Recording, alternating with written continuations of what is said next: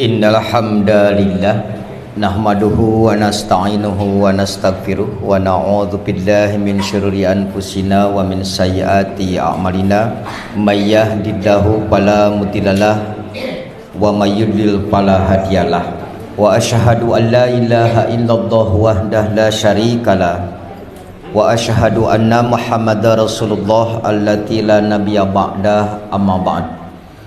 Faqala Allahu ta'ala fil Qur'anil Karim, a'udzu billahi minasyaitonir rajim, wastawat 'alal judi al-ayah wa qala Rasulullah sallallahu alaihi wasallam la in baqaitu ila qabilin la asumanna atasi' al-hadis. Hadirin ikhwatu iman, bapak-bapak, ibu-ibu serta para mujahid ilmu generasi baru, terkhusus orang tua dan guru kita Kiai Haji Burhan dan keluarga, begitu pula para sesepuh yang tetap setia dan punya semangat sepenuh jiwa dalam upaya menggapai derajat mulia di hadapan Zat Maha Kuasa melalui berbagai amal utama, thalabul ilmi dan syiar agama diantaranya.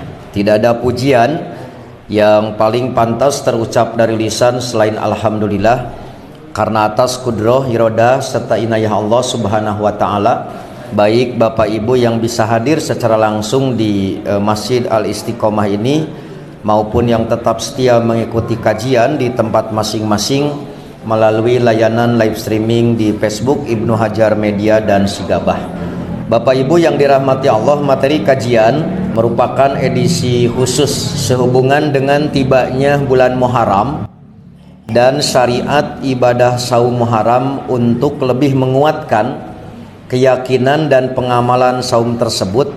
Maka kami hadirkan kajian berkenaan dengan riwayah dan sejarah saum itu, terutama memilah dalil yang sahih dan mana dalil yang dhaif yang tidak bisa dipakai sebagai landasan di dalam keyakinan dan beramal, khususnya untuk saum di bulan Muharram. Kajian ini kita awali dengan beberapa catatan yang perlu saya sampaikan Bapak Ibu, bahwa pada bulan Muharram terdapat syariat ibadah saum yang tarikh tasyri'nya, sejarah pensyariatannya memiliki rentang waktu yang cukup panjang, merujuk kepada isyarat Al-Quran, yaitu di surat Hud ayat 44 paling tidak saum Muharram itu telah dimulai pada masa Nabi Nuh yang diperkirakan hidup pada tahun 3993 sampai 3403 sebelum Masehi, karena kita tahu Nabi Nuh itu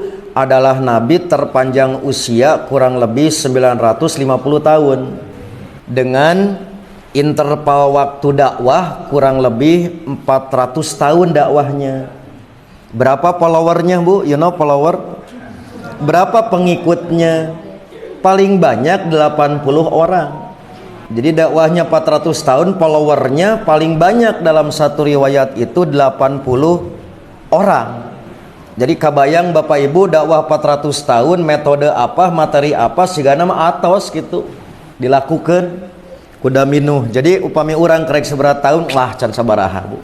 Nah, maka hubungan peristiwa saum Muharram dengan zaman Nabi Nuh yaitu berkenaan dengan peristiwa berlabuhnya kapal Nabi Nuh di atas bukit Judi.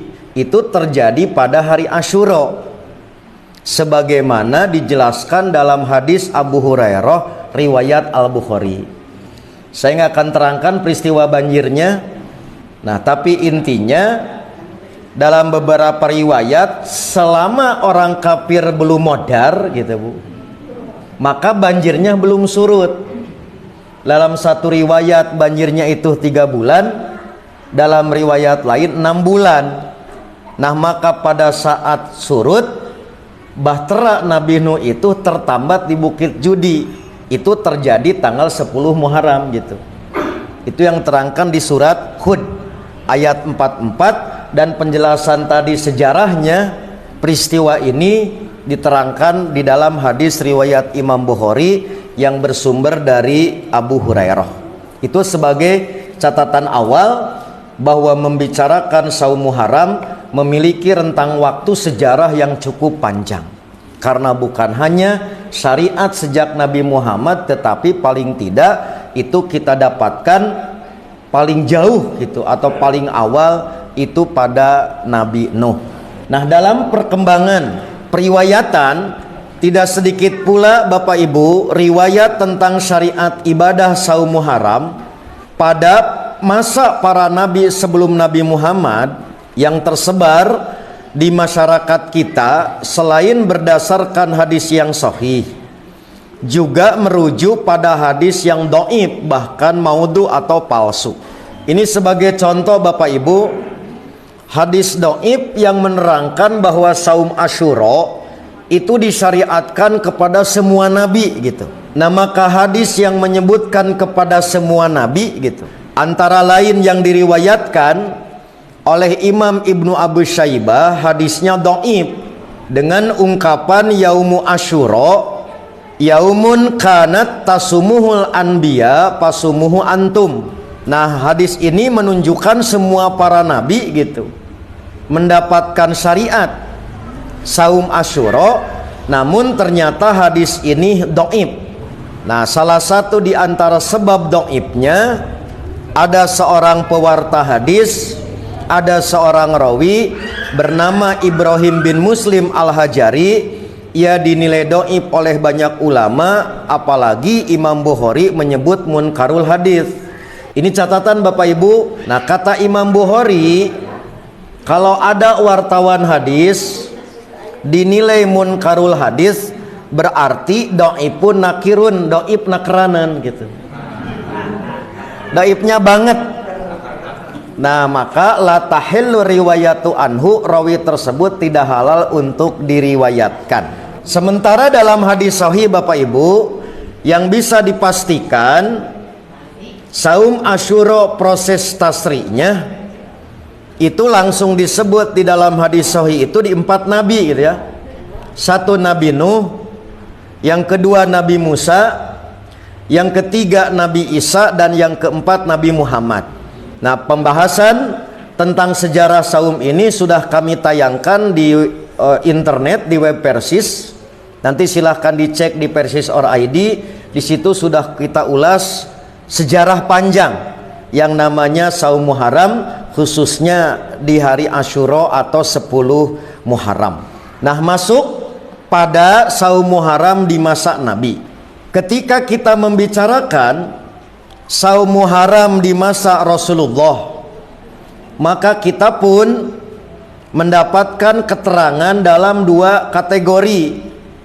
Selain berdasar hadis sahih, juga tidak sedikit yang kita dapatkan hadis dhaif. Apalagi Bapak Ibu, ini mumpung live streaming, apalagi hari Asyura dianggap hari istimewa oleh kaum Syiah, maka hampir ratusan hadis yang menerangkan keutamaan hari Asyura itu rasa Syiah. Kurang lebih hampir yang kami kumpulkan itu mencapai 500 hadis. Termasuk hari Asyura adalah hari untuk fakir miskin, terutama ahlul bait Nabi itu diharuskan memberikan sumbangan, memberikan donasi, dan ahlu bait yang fakir miskin itu harus diadvokasi melalui donasi. Itu hadisnya cukup banyak gitu. Nah, maka di sini kita akan memilah pensyariatan saum Muharram di zaman Nabi, tentu berdasarkan sejauh pengetahuan kami yang sejak zaman Ahasan Bapak Ibu ya, di soal jawab sampai Dewan Hizbah generasi sekarang, mana hadis yang sahih dan mana hadis yang dhaif, bahkan maudhu, hadisnya palsu. Ini contoh hadis yang sahih. Berdasarkan hadis sahih dan diungkap dikuatkan dalam tarikh tasyri, sejarah perundang-undangan saum Muharram, maka dan Aisyah sampai Nabi dan sahabat kakinya bengkak-bengkak, berdiri lama macanawan, padahal suratnya kayak karek opat gitu yang baru turun. Nah, sama seperti saum, ternyata yang semula diwajibkan bukan saum Ramadan gitu. Karena saum Ramadan nanti kita terangkan proses peralihannya di tahun kedua Madinah dengan turunnya surat Al-Baqarah 183, sementara saum Asyura ini sudah disyariatkan sejak di Mekah gitu Pak. Jadi lebih dulu saum Asyura dibanding saum Ramadan. Sama seperti saum Ayyamul Bid, 3 hari setiap bulan 13, 14, 15 itu lebih dulu dibanding dengan saum Ramadan gitu. Nah, dalam kerangka inilah Bapak Ibu, beberapa hadis sahih menunjukkan selama 12 tahun 5 bulan 13 hari ku urang sok dilempengkeun 13 tahun Nabi di Mekah gitu. Maka Nabi telah mengamalkan saum Asyura kurang lebih sebanyak 11 kali. Salah satu hadis yang memberikan isyarat seperti yang disampaikan oleh Ibnu Umar dalam riwayat Al-Baihaqi, Aisyah dalam riwayat Imam Al-Bukhari, dan yang lain-lain. Contoh, ini hadisnya. Kata Ibnu Umar, "Anna ahlal jahiliyah kanu yasumuna yauma Asyura," bahwa kaum kafir jahiliyah atau masyarakat jahiliyah mereka telah melaksanakan, terbiasa melaksanakan saum Asyura. Maka ketika Nabi diutus di periode Mekah, Rasul pun somahu, beliau mensauminya atau melaksanakan saum. Wal muslimuna, begitu juga kaum muslimin, qabla an yufrodo Ramadan, sebelum dipardukan saum Ramadan. Maka dalam redaksi yang lain, misalkan disampaikan oleh Aisyah kurang lebih seperti itu, tasumuhu Quraisyun fil jahiliyah. Saum Asyura ini telah dilaksanakan oleh orang Quraisy pada masa jahiliyah. Ketika Nabi diutus, maka Nabi pun melaksanakan saum ini di periode Mekah. Nah, begitu perintah hijrah datang Bapak Ibu, maka Nabi sampai di Madinah kan bukan bulan Muharram Bapak Ibu, karena Nabi hijrahnya bulan Rabiul Awal. Nah, berarti Muharram awal hijrah gitu Pak. Nabi masih di Mekah atau perjalanan, karena masuk ke Madinahnya itu bulan Rabiul Awal. Nah, maka pada saat Nabi sudah tinggal 1 tahun pertama di Madinah Bapak Ibu, di tahun kedua gitu masa Madinah, maka Nabi mendapati di bulan Muharram itu orang-orang Yahudi saum. Jadi di Mekah saum ieu teh sami sareng kaum jahiliyah. Begitu awal ke Madinah, Nabi mengetahui ternyata orang Yahudi telah saum tanggal 10. Nah, saya nggak akan terangkan Bapak Ibu asal muasal Yahudi di Madinah di mana gitu. Seperti kami kemarin ke Palestina, di mana tas Yahudi nu Israel teh gitu. Asal muasalnya. Yang pasti dari sekian banyak suku Yahudi yang ada di Madinah sebelum Nabi hijrah, yang paling populer kan 4. 1 Bani Koenuko, Bani Nadir, kemudian Bani Mustalik.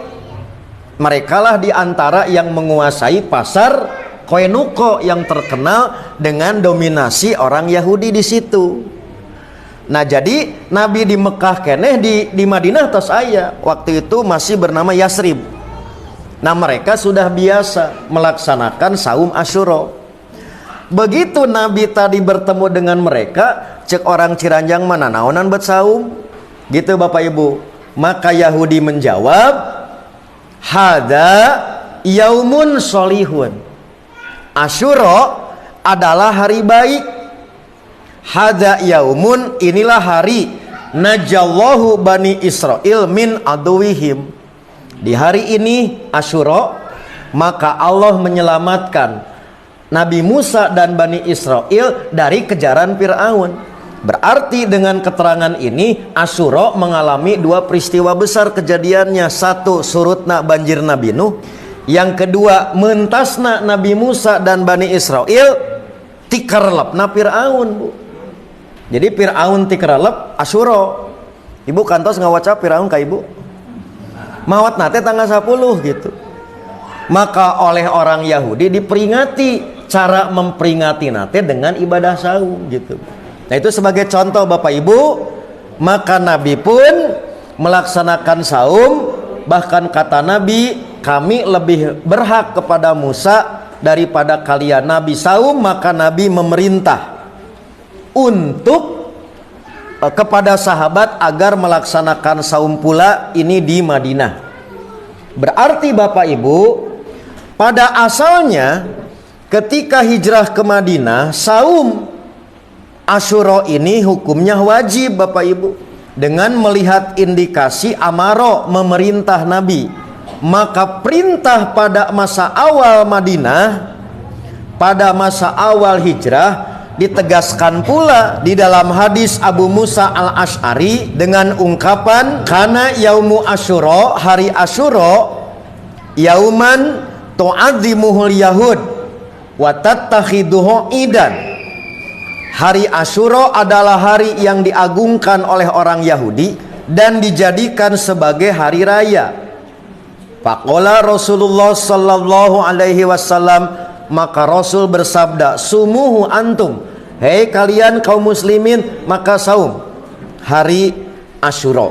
Kemudian proses perintah ini Bapak Ibu begitu rinci diterangkan oleh para sahabat. Karena syariat di Madinah ini sama seperti syariat lain, semuanya ngadadak gitu Pak. Contoh, mau naros ke bapak da ibu palinter, ibu upami urang bade saum tanggal hiji Ramadan, ibu mah tos tiasa nyiapkeun opor ayam. Nah lantaran syariat kampugur mah serba ngadadak. Begitu tadi datang perintah, saur Nabi ka sahabat umumkeun. Maka diumumkan Bapak Ibu, berarti aya nu enjing-enjing nato sarapan anggap sahur. Maka diumumkan teh jam 12 sore, Bu, jam 12 siang berarti kan to saum tuh sahur.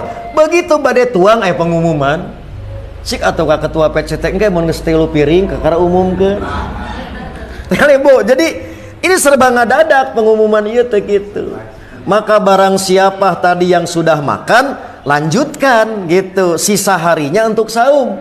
Pek teh sumping kabaran teh Bu jam 5 sore atuh. Genah pisannya Pak. Nah setengah jam lah nungguan jalmong adan menisakeun deung saum teh gitu. Tak kitu Bu cara syariat ya. Mata urang mah sakedik robah wae tanggal, robah wae cenah persis teh boga pamadegan. Komo di zaman Nabi mah sarba ngadadak Bu gitu. Sigana lamun mental urang siga kieu hidup di zaman Nabi, kajian ngalungkeun kartu anggota sigana gitu. Dan memang serba ngadadak atuh Bu.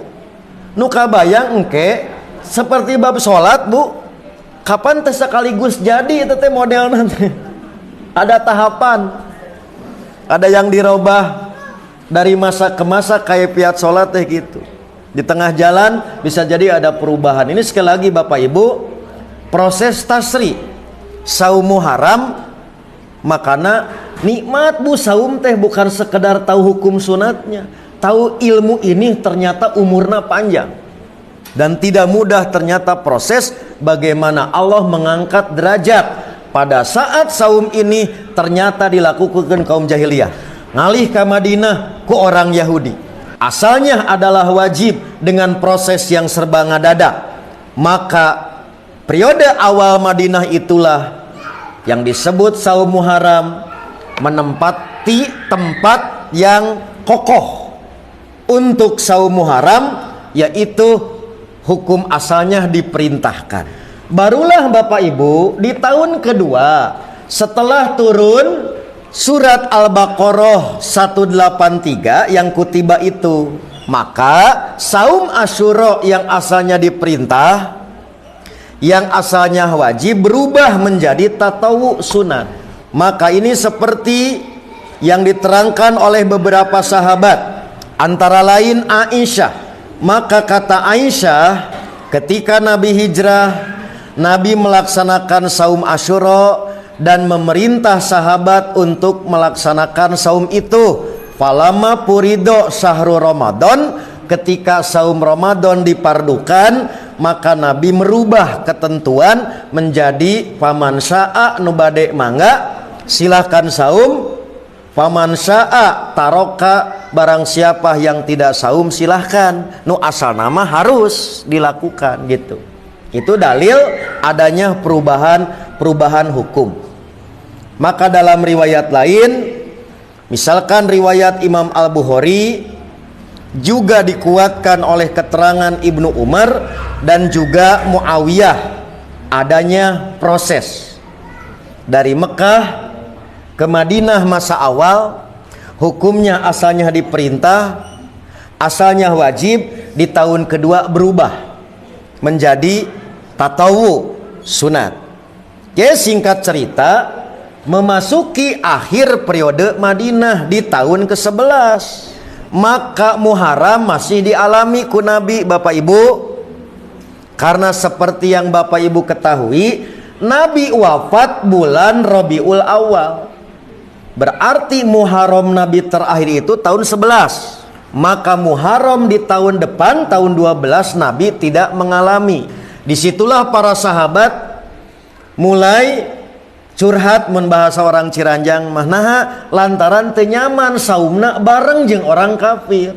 Jadi di Mekah bareng jeung tadi kaum jahiliyah gitu. Di Madinah saumnya sama dengan Yahudi dengan Nasrani. Maka para sahabat mengusulkan atas ketidaknyamanan ini agar dilakukan pembeda. Seperti yang disampaikan oleh Ibnu Abbas, ya Rasulullah, innahu yaumun tu'azzimuhul yahud wan nasara. Hari Asyura itu adalah hari yang diagungkan oleh kaum Yahudi dan Nasrani. Cobi atuh kumaha gitu. Mun bahasa urang mah dirobi, beri pembeda.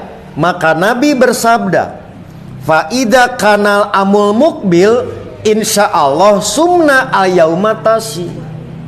Lamun kaumuran cek orang Ciranjang mah tahun hareup mah gitu, maka saum kita ini akan beda dengan mereka karena kita akan saum dengan tanggal 8 gitu Bapak Ibu.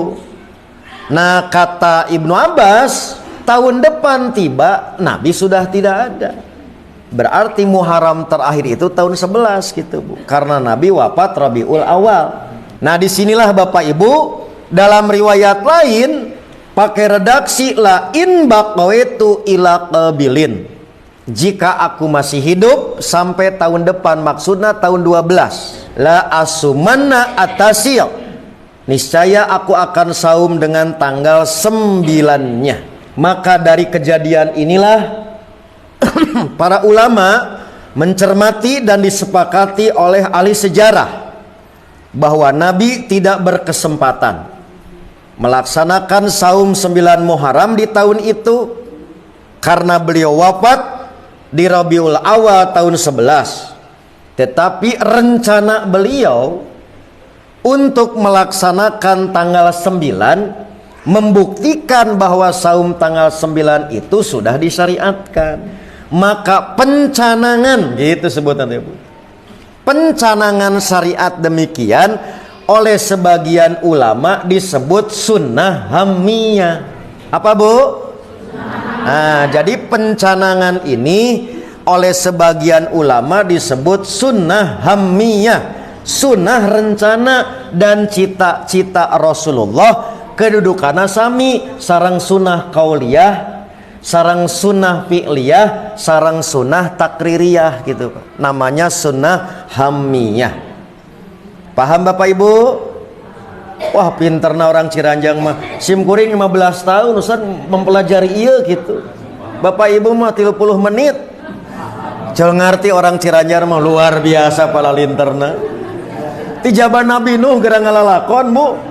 Ngan 30 menit ke orang Ciranjang menjadi tambul, Masya Allah gitu. Luar biasa palinterna orang Ciranjang.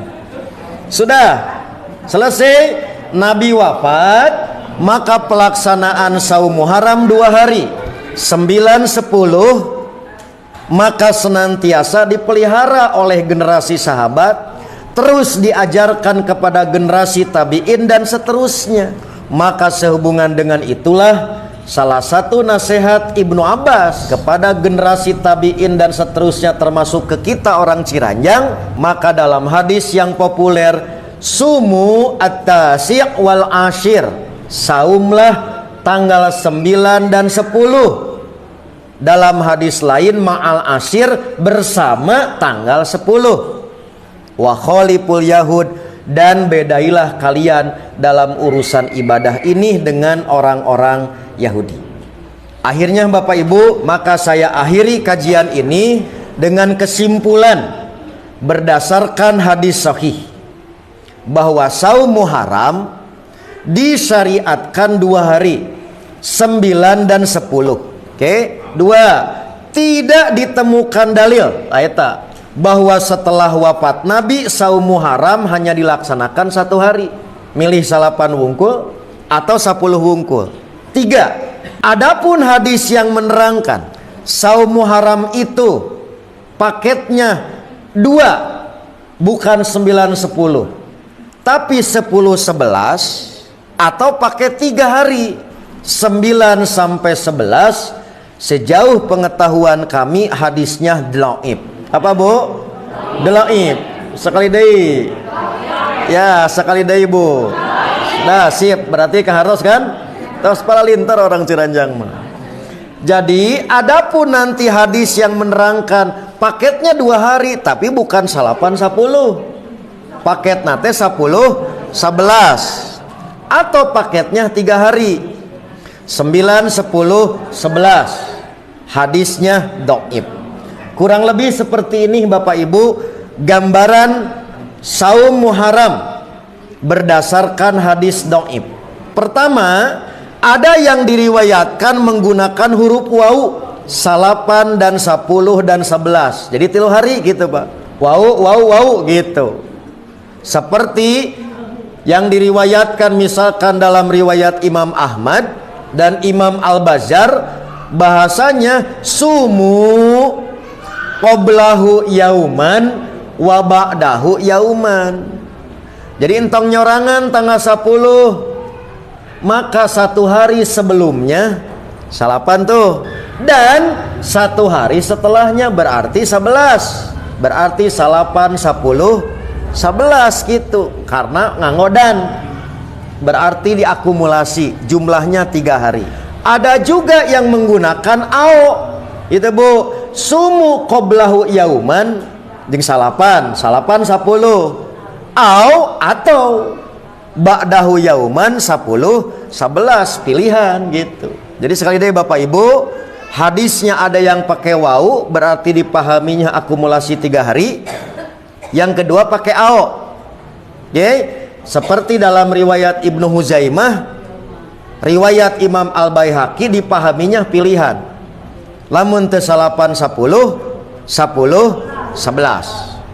Nah, mau bagaimanapun redaksi hadisnya Bapak Ibu, mau tadi pakai wau, mau pakai ao, mau paket pilihan 2 hari 10 11, atau paket 3 hari 8 10 11, ternyata diriwayatkan melalui jalur yang sama Bapak Ibu. Jadi badai sabaraha wae periwayatan Bapak Ibu, jalur periwayatan sami, disebutnya jalurnya tunggal. Mau yang tadi 8 10 10 11 wau ao tuh pakai wau 8 10 11, sanadnya sama, yaitu diriwayatkan melalui rawi Ibnu Abi Laila, nama lengkapnya Abdurrahman bin Abi Laila. Tercatat dalam tadi dokumentasinya, dia menerima dari Daud bin Ali, Daud bin Ali menerima an abihi dari ayahnya, yaitu Ali bin Abdullah bin Abbas, terakhir yaitu an Ibni Abbasin dari Ibnu Abbas. Maka berdasarkan penelitian para ulama, pada hadis ini terdapat masalah dilihat dari aspek sanad tadi, jalur periwayatan, maupun dilihat dari aspek matan. Oke, tapi analisa sanad saya kira dianggap cukup, kecuali nanti Bapak Ibu ingin pendalaman, nanti di kelas tamhid nya untuk penelitian dengan matan. Maka saya hadirkan sebagai bukti bahwa hadis ini dhaif, maka aspek sanad dianggap memadai. Inilah Bapak Ibu yang menyebabkan kenapa hadis ini dipandang dhaif. Sebab di antara rawi bernama Muhammad bin Abdurrahman ibnu Abi Laila, rawi tersebut adalah dhaif. Rawi sahabu, rawi sahabu Muhammad bin Abdurrahman ibnu Abi Laila. Luar biasa orang Ciranjang, palinter. Ari ibu mah muhdis, ahli hadis, muhadis, bapak mah muhdis, ahli hadas gitu. Inilah Bu catatannya menurut para ulama. Misalkan Imam Abdul Razak, seorang ulama ahli hadis yang wafat tahun 211 Hijriah. Beliau menyatakan, mohon maaf yang sebesar-besarnya, teks Arabnya tak sempat dijabrigi. Tapi apalah artinya Arab gundul bagi orang Ciranjang? Ditambul ke orang Ciranjang. Kata Imam Abdul Razak, hadis yang menyatakan saumlah 1 hari sebelumnya, yaitu 9 Muharram, dan 1 hari sesudahnya, yaitu 11 Muharram. Maka ini riwayat Imam Ahmad dan jalur periwayatannya berporos pada Muhammad bin Abdurrahman ibnu Abi Laila. Imam Ahmad sendiri Bapak Ibu yang meriwayatkan hadis ini telah memberikan penilaian terhadap hadis itu bahwa rawi yang bersangkutan yaitu buruk hafalan, su'ul hifzi, dan riwayat ini adalah mudtaribun, dia mudtaribun goncang. Kemudian selain itu terjadi pertentangan dalam sanadnya. Maka hadis yang menerangkan adanya saum 2 hari di luar 9-10 dikategorikan sebagai hadis munkar dan tidak sahih bersumber dari Nabi bahwa beliau menganjurkan saum Muharram itu 3 hari. Setelah itu beliau kemudian membanding, yaitu begitu juga yang pakai au gitu. Tadi pakai wau. Maka demikian pula hadis lain yang menggunakan au, sumu yauman qablahu au yauman ba'dahu, hadal khabar munkarun. Hadis ini pun sama kedudukannya munkar.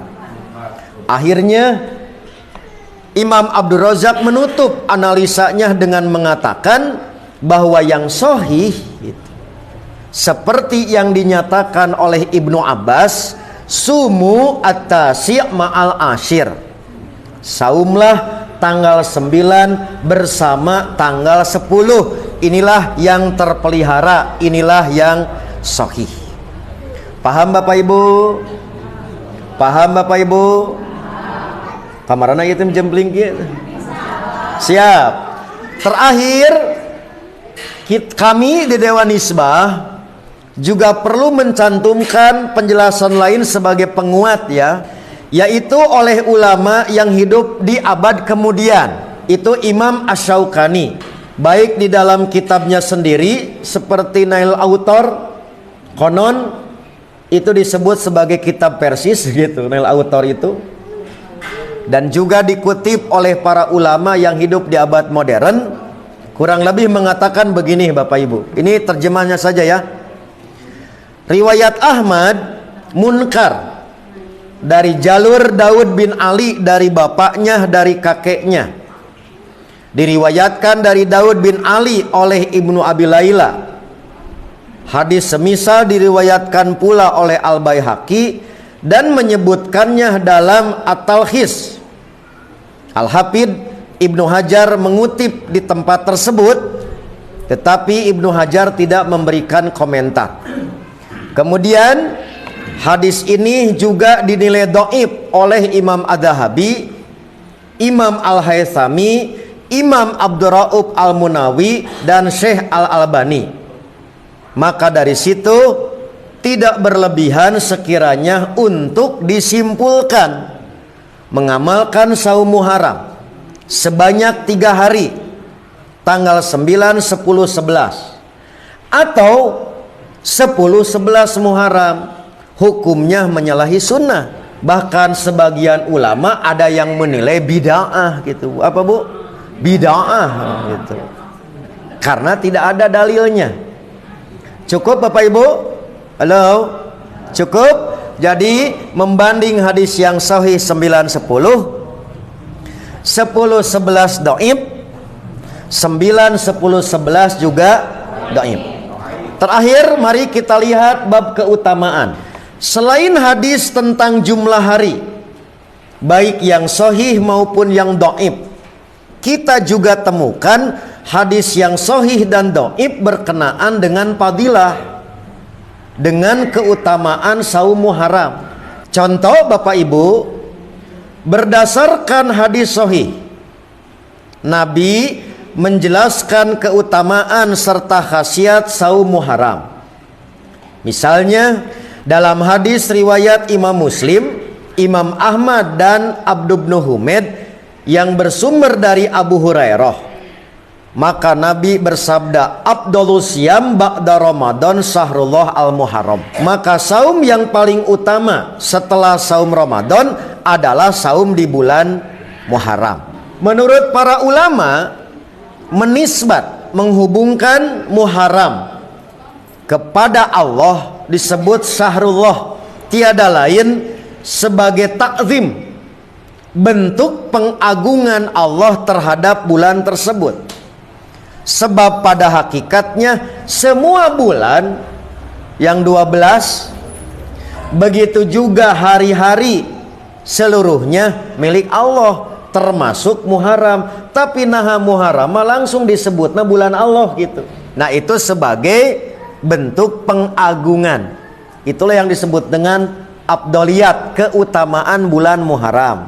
Nah kemudian Nabi juga di dalam hadis sahih menerangkan saum Muharram memiliki khasiat yang dapat menghapus dosa-dosa kecil 1 tahun yang telah lalu.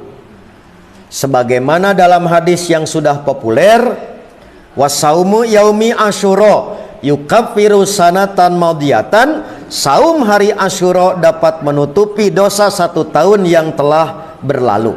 Maka prakteknya Bapak Ibu, menurut para sahabat, Nabi mengutamakan pengamalan saum ini dibanding saum sunat bulanan yang lain. Jadi gini Bapak Ibu, kan Nabi itu contoh saum Senin Kemis, upami teu saum Nabi mah siga utara saum gitu. Tapi upami Nabi saum siga utara ninggalkeun. Begitu. Kecuali nanti bulan Sya'ban. Hampir semua saum sunat teh di bulan Sya'ban mah digemarkeun. Sanes ngahususkeun saum Sya'ban, tapi saum biasa di bulan itu digemarkan. Maka begitu juga untuk saum Asyura gitu. Maka Nabi sangat menggemarkan, sepanjang hayat hampir tidak Nabi meninggalkan gitu. Nah inilah yang dinyatakan oleh Ibnu Abbas. Ibu masih ingat Ibnu Abbas teh berarti aloknya gitu, yang dititipkan tinggal di rumah Nabi gitu kan. Maka dia tahu bagaimana sehari-hari Nabi, kecuali urusan yang hanya tahu Aisyah. Kata Ibnu Abbas, tidak pernah aku melihat Nabi Shallallahu Alaihi Wasallam sengaja saum pada satu hari yang beliau istimewakan dibanding hari-hari lain kecuali hari ini, yaitu hari Asyura gitu Bu. Jadi mendapat perlakuan dan perhatian yang demikian tinggi dibanding hari-hari lain untuk saum gitu Bu ya. Nah sementara di dalam hadis-hadis dhaif, bahkan paslu Bu, palsu atau maudhu, kita temukan ada khasiat-khasiat lain yang lebih dahsyat daripada tadi fadilah dan khasiat di dalam hadis sahih. Contoh, barang siapa saum Asyura, niscaya Allah mencatat baginya pahala ibadah 60 tahun. Luar biasa Bu. Halo. Ya. Jadi saum nangan sadinten pahalana sami sareng ibadah 60 tahun. Ibu, siap Bu? Halo, ya share bonus ya. Asyura bulan bonus. Tetapi sayang 1000 sayang, kata para ulama, antara lain diwakili oleh Al-Hafidz Ibnul Qayyim, hadis ini batil. Ibu, hadis ini batil, lebih dari sekedar dhaif, bahkan palsu. Ya, ini hadis rekayasa, propaganda untuk mengatasnamakan Rasul. Kemudian contoh lain, barang siapa saum Asyura, niscaya Allah mencatat baginya pahala ibadah 60 tahun dengan saum, dan qiyamul lail di malam Asyura sebanding dengan pahala saum dan tahajud selama 60 tahun. Jadi wengi na tahajud, siang na saum Asyura, maka melebihi saum dan tahajud 60 tahun. Siap Bu? Itu belum seberapa. Barang siapa saum Asyura, niscaya ia diberi pahala dengan pahala 10.000 malaikat. Belum seberapa. Barang siapa saum Asyura, niscaya ia diberi pahala dengan pahala 10.000 syuhada. Barang siapa saum Asyura, niscaya Allah mencatat baginya pahala penghuni 7 langit. Kemudian contoh lain ini yang disebarkan oleh kaum Syiah, barang siapa seorang mukmin berbuka saum, di sampingnya pada hari Asyura, seakan-akan ia memberi makan semua orang fakir umat Muhammad dan mengenyangkan perut mereka. Barang siapa mengusap kepala seorang yatim, niscaya ia diangkat derajatnya di surga dengan setiap helai rambut di kepala anak yatim itu. Bu, ibu pernah ngetang anak yatim rambutnya sabaraha jumlahnya? Tak setiap kali satu helai rambut, maka akan dihitung sebagai keutamaan nanti di surga gitu. Mun 100.000 helaina tak 100.000 gitu Bu keutamaannya. Ini hadis-hadis yang berbau Syiah.